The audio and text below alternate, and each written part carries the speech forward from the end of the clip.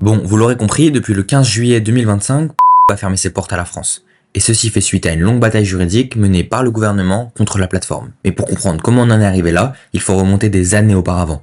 Entre les accusations de vidéos misogynes, de viol, même de pédophilie, ces dernières années, le numéro 1 du X en a vu de toutes les couleurs. La simple recherche, fille de moins de 18 ans, sans espace pour tromper les pseudo-sécurités du site, conduisait à plus de 100 000 résultats. Alors comment un site qui accueille plus de 5 milliards de connexions par mois, soit plus que Netflix, Amazon et ChatGPT, se hisse-t-il au-dessus de toutes les lois? Bienvenue dans le côté obscur du géant au jingle innocent. Le 25 mai 2007, PH est créé par 3 étudiants sur le modèle de YouTube. Wissam Youssef, Stéphane Manos, Ferras Antoun et Matt Kieser, on connaît leur nom, qui étaient pour certains des camarades de l'université de Concordia à Montréal. Ces 4 garçons, ils avaient des passions communes. Ils aimaient bien Internet et ils aimaient bien les gens tout nus. Donc ils se sont dit, tiens, si on lançait des sites Internet de gens tout nus. Le but est de proposer du contenu gratuitement à une époque où celui-ci est soit payant, soit encore sous forme DVD. Mais c'est à partir de 2010 que le site va réellement commencer à se populariser, notamment après le rachat par Fabien Tillman. Celui-ci étant spécialiste dans l'optimisation des moteurs de recherche, il a un objectif en tête, que PH apparaisse toujours en premier dans les recherches internet concernant le porno.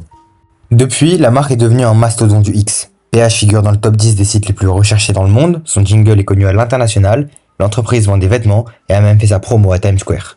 Mais derrière l'image cool que la marque tente de véhiculer, l'entreprise cache une partie plus sombre. Le site est infesté de vidéos. Il monétise les enfants, les revenge porn, les caméras espions et fait la promo de contenus misogynes, voire racistes.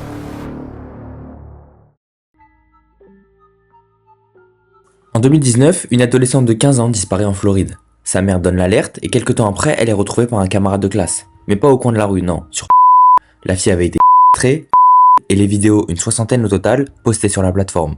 Son agresseur a été arrêté, mais les poursuites à l'encontre de la plateforme pour diffusion de vidéos infantiles et ont été classées sans suite. On y retrouve également des vidéos d'agression, des vidéos de victimes mineures en plus. Donc, cette Ontarienne qui poursuit avait 12 ans au moment des faits, avait fait des demandes à pour qu'on retire cette vidéo-là et elle n'avait eu qu'une réponse automatique. Elle entame donc ses démarches pour réclamer 600 millions de dollars. Et c'est loin d'être une exception. La plateforme est truffée de ce genre de contenu.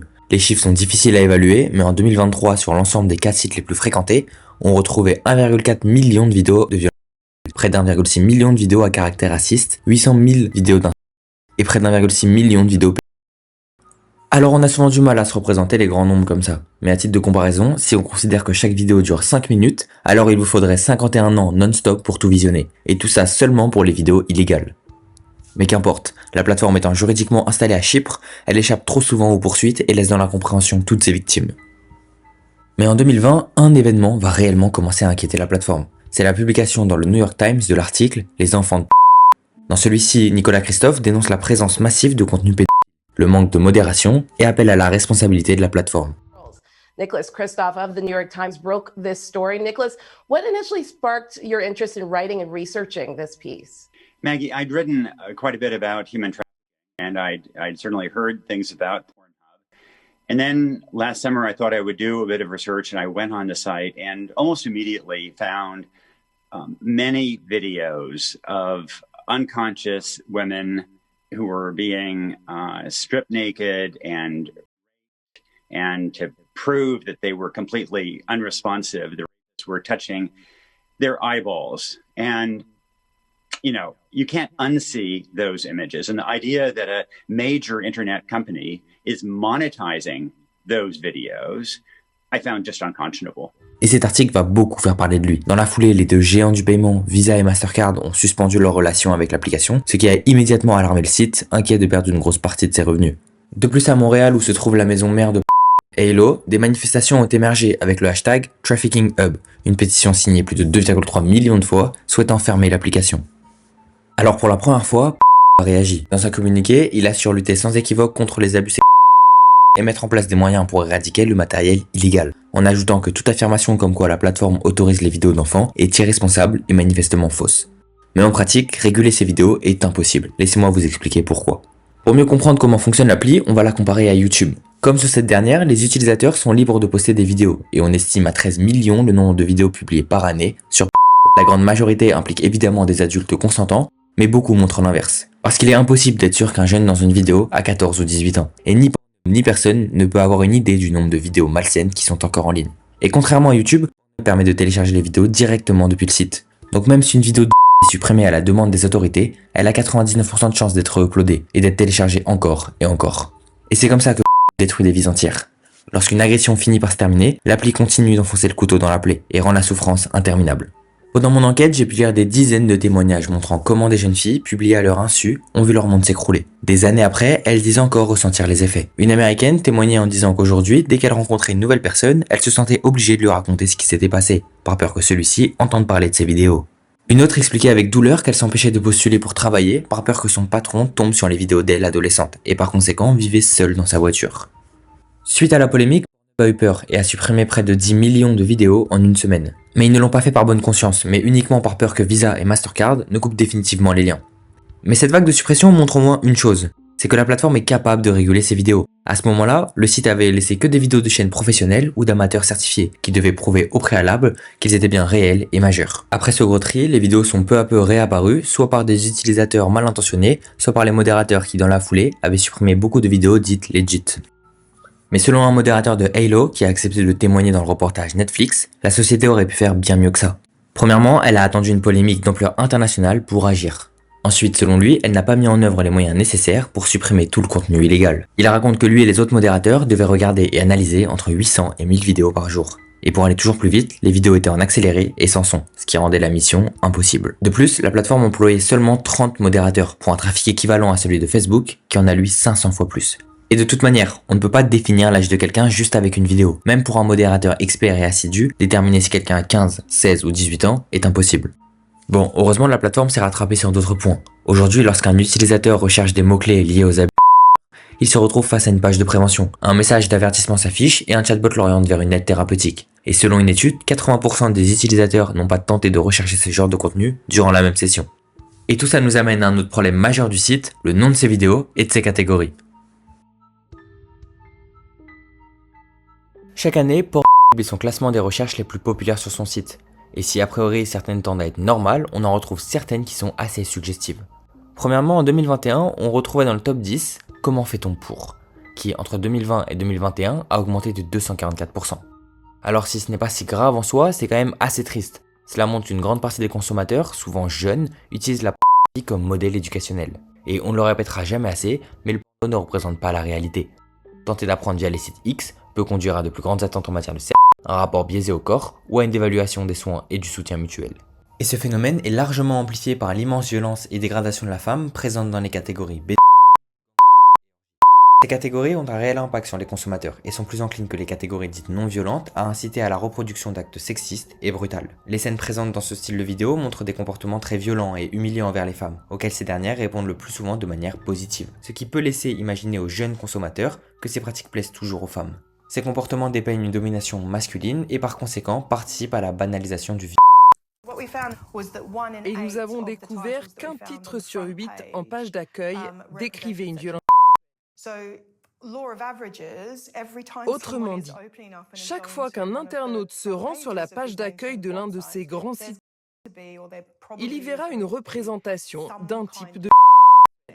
Emmanuel Macron s'est plusieurs fois exprimé sur le sujet, évoquant qu'aujourd'hui, la pornographie avait franchi la porte des établissements scolaires et que nous ne pouvions pas d'un côté déplorer la violence faite aux femmes et de l'autre fermer les yeux sur l'influence d'un genre qui fait de la sexualité un théâtre et de violence.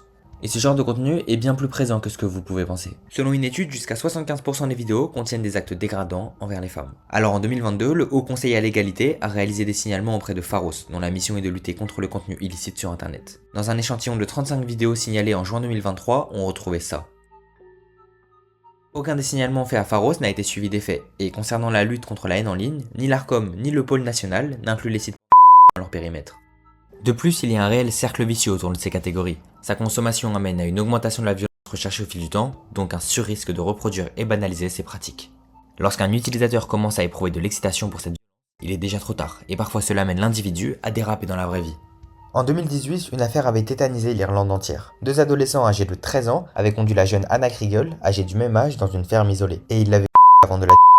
Dans le téléphone d'un de deux garçons, on a retrouvé des milliers d'images dont la plupart étaient violentes. De plus, son historique a révélé des recherches concernant des actrices ayant le même nom et la même origine que la victime.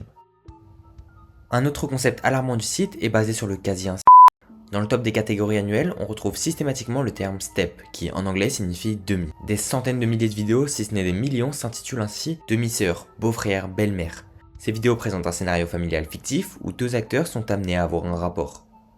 Mais alors pourquoi des vidéos souvent tournées en studio avec des acteurs professionnels jouent-ils sur l'imaginaire? Car ça plaît. Comme dit précédemment, ce contenu se hisse toujours en tête des classements. Il joue sur l'interdit, le tabou. Et ça nous amène au dilemme de l'œuf et de la poule. Les productions créent-elles ces scénarios pour répondre aux demandes, ou les algorithmes des sites contribuent-ils à créer et amplifier ce phénomène? Pour en finir avec les titres des catégories, avez-vous remarqué le lien entre l'héritage colonial et le fantasme d'une nation?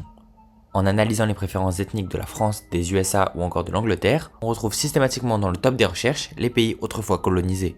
Pour la France, le mythe de la beurette renvoie aux colonies qui s'étend de 1830 à 1962. Pour les États-Unis, c'est évidemment le Japon, avec son occupation après les bombardements d'Hiroshima et Nagasaki en août 1945. Les mots-clés japonaises et N, qui sont des animés pour adultes, figurent tous les deux dans le top 10 chaque année. Enfin, l'Angleterre penche elle plus pour le Desi ou indien, qui renvoie à ses colonies dans la région du 18e au 20e.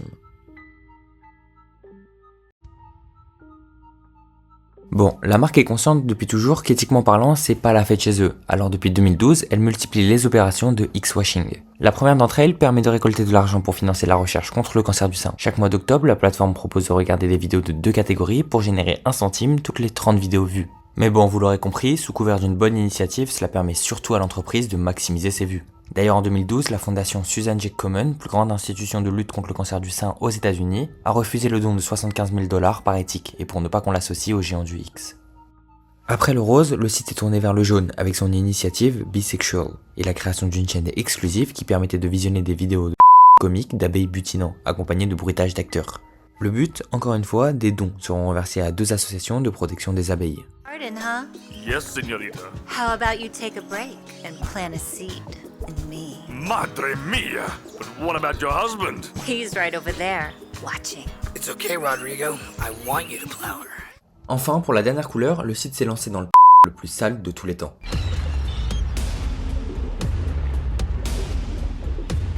Pour promouvoir le nettoyage des plages et des océans abîmés par les déchets, le site a lancé un spot publicitaire où l'on y voit un couple commençant à avoir un rapport sur une plage. Puis, des hommes en combinaison arrivent pour nettoyer celle-ci, et plus ils nettoient, plus le couple jouit. L'idée est de montrer que la protection de l'environnement rime avec plaisir. Pour soutenir la cause, promet de faire un don à l'entreprise Ocean Polymers pour chaque clic sur la vidéo non censurée sur leur site. Bon, tout ça c'est bien joli, mais n'oublions pas que la consommation de vidéos et de films en streaming a aussi un impact environnemental important. Elle est responsable à hauteur de 1% des émissions de gaz à effet de serre, et parmi eux, 27% sont liés au X. Mais de toute façon, bonne nouvelle, aujourd'hui la France ne contribue plus à polluer via Comme dit au début de la vidéo, le site a fermé ses portes à l'Hexagone, et c'est le moment de voir pourquoi. On le sait tous, la pornographie est interdite aux moins de 18 ans, mais depuis trop longtemps, les sites comme se contenter d'afficher ce simple message. Aucune sécurité, aucune vérification, bref, une insuffisance totale. En France, selon l'Arcom, un tiers des 12-17 ans consultaient du porno au moins une fois par mois. Alors, début 2025, la ministre de la Culture et celle du Numérique ont déposé un arrêté obligeant les sites à vérifier de manière plus stricte l'âge des utilisateurs. Le gouvernement a alors proposé 3 méthodes d'identification. L'envoi d'un document d'identité, celui d'un selfie, ou encore l'envoi d'un document attestant de son identité, mais à un site tiers, ce qui permettrait de préserver doublement l'anonymat du consommateur.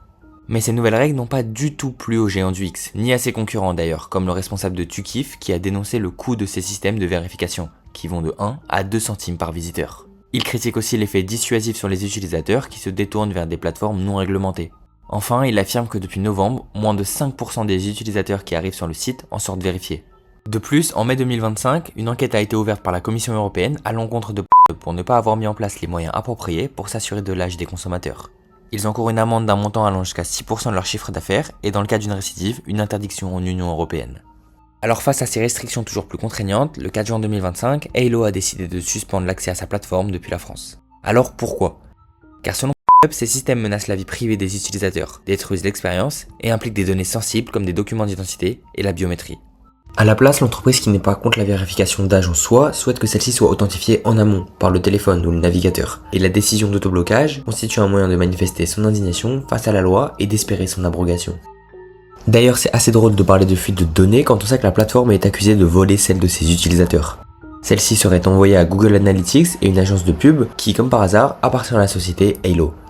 Aurait illégalement utilisé des données d'utilisateurs pour dresser des listes de préférences sexuelles, une pratique formellement interdite en Europe. Mais comme je vous l'ai déjà dit, Pornhub est basé à Chypre, loin des réglementations européennes et échappe aux poursuites. Bon, vous l'aurez compris, derrière l'image presque fun que Pornhub essaie de nous vendre, se cache en réalité un système beaucoup plus sombre. Entre les vidéos illégales, les problèmes de modération, les contenus violents et les conséquences sur les victimes comme sur les consommateurs, la plateforme montre surtout les limites d'un modèle basé sur le profit à tout prix. Même si certaines mesures ont été prises, souvent sous pression, elles restent largement insuffisantes face à l'ampleur du problème. La fermeture du site en France n'est donc pas anodine, elle montre que les États commencent enfin à réagir face à ces géants du numérique longtemps intouchables. Mais au fond, le problème va plus loin que lui-même. Il pose une vraie question sur notre rapport à la pornographie, sur ce que consomment les jeunes, et sur la responsabilité des plateformes comme des utilisateurs. Alors maintenant, une question reste en suspens. Ces mesures vont-elles réellement suffire à encadrer ce genre de site, ou est-ce que les utilisateurs vont simplement se tourner vers des plateformes moins contrôlées ?